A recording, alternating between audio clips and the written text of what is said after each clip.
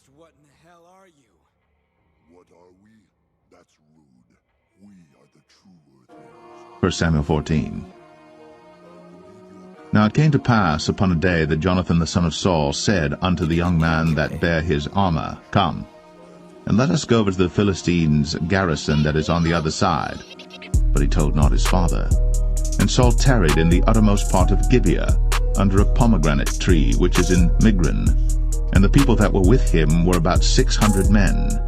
And Ahiah, the son of Ahitub, Ichabod's brother, the son of Phinehas, the son of Eli, the Lord's priest in Shiloh, wearing an ephod.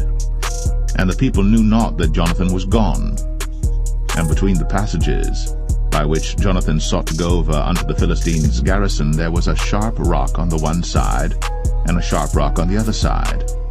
And the name of the one was Bozez, and the name of the other Sinai. The forefront of the one was situate northward over against Michmash, and the other southward over against Gibeah. And Jonathan said to the young men that bare his armor, Come, and let us go over unto the garrison of these uncircumcised. It may be that the Lord will work for us, for there is no restraint to the Lord to save by many or by few. And his armor-bearer said unto him, Do all that is in thine heart. Turn thee, behold, I am with thee according to thy heart. Then said Jonathan, Behold, we will pass over unto these men, and we will discover ourselves unto them. If they say thus unto us, Tarry until we come to you, then we will stand still in our place, and will not go up unto them. But if they say thus, Come up unto us, then we will go up. For the Lord hath delivered them into our hand, and this shall be a sign unto us. And both of them discovered themselves unto the garrison of the Philistines. And the Philistines said, Behold, the Hebrews come forth out of the holes where they had hid themselves. And the men of the garrison answered Jonathan and his armor-bearer, and said, Come up to us, and we will show you a thing. And Jonathan said unto his armor-bearer, Come up after me, for the Lord hath delivered them into the hand of Israel. And Jonathan climbed up upon his hands and upon his feet, and his armor-bearer after him, and they fell before Jonathan, and his armor-bearer slew after him. And that first slaughter which Jonathan and his armor-bearer made was about 20 men, within as it were an half acre of land, which a yoke of oxen might plow. And there was trembling in the host, in the field, and among all the people. The garrison and the spoilers, they also trembled, and the earth quaked. So it was a very great trembling. And the watchmen of Saul and Gibeah of Benjamin looked, and behold, the multitude melted away, and they went on beating down one another. Then said Saul unto the people that were with him, Number now, and see who is gone from us.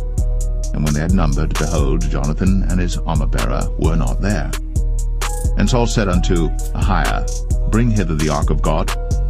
For the ark of God was at that time with the children of Israel. And it came to pass, while Saul talked unto the priest, that the noise that was in the host of the Philistines went on and increased. And Saul said unto the priest, Withdraw thine hand. And Saul and all the people that were with him assembled themselves. And they came to the battle. And behold, every man's sword was against his fellow, and there was a very great discomfiture. Moreover, the Hebrews that were with the Philistines before that time, which went up with them into the camp from the country round about, even they also turned to be with the Israelites that were with Saul and Jonathan. Likewise all the men of Israel, which had hid themselves in Mount Ephraim, when they heard that the Philistines fled, even they also followed hard after them in the battle. So the Lord saved Israel that day. And the battle passed over unto Beth-aven. And the men of Israel were distressed that day. For Saul had adjured the people, saying, Cursed be the man that eateth any food until evening, that I may be avenged on mine enemies. So none of the people tasted any food. And all they of the land came to a wood, and there was honey upon the ground. And when the people were come into the wood, behold, the honey dropped. But no man put his hand to his mouth, for the people feared the oath. But Jonathan heard not, when his father charged the people with the oath. Wherefore he put forth the end of the rod that was in his hand, and dipped it in an honeycomb, and put his hand to his mouth, and his eyes were enlightened. Then answered one of the people, and said, Thy father straitly charged the people with an oath, saying, Cursed be the man that eateth any food this day. and the people were faint. Then said Jonathan, My father hath troubled the land. See, I pray you, how mine eyes have been enlightened, because I have tasted a little of this honey. How much more, if haply the people had eaten freely today of the spoil of their enemies which they found? For had there not been now a much greater slaughter among the Philistines? And they smote the Philistines that day, from Michmash to Ailon, and the people were very faint. And the people flew upon the spoil, and took sheep and oxen and calves, and slew them on the ground. And the people did eat them with the blood. Then they told Saul, saying, Behold, the people sin against the Lord, in that they eat with the blood. And he said, Ye have transgressed.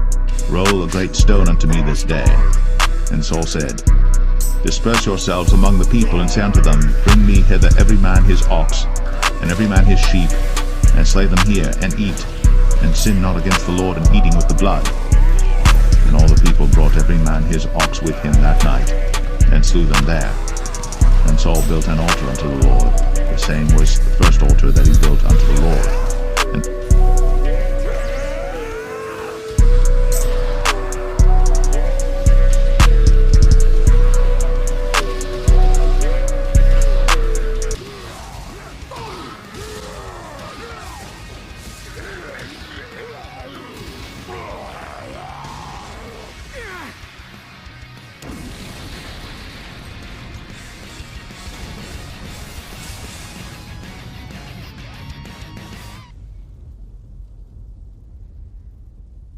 It's over.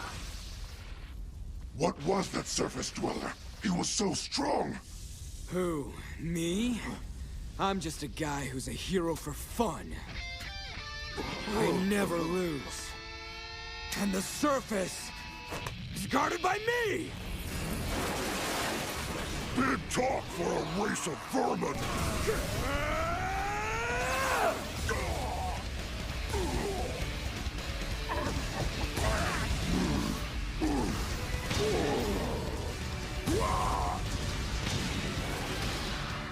What is this feeling coming over me?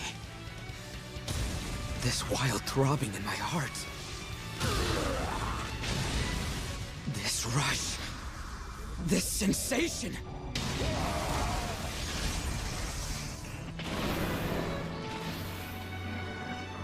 It's been so long. I'd forgotten the exhilaration of a real fight!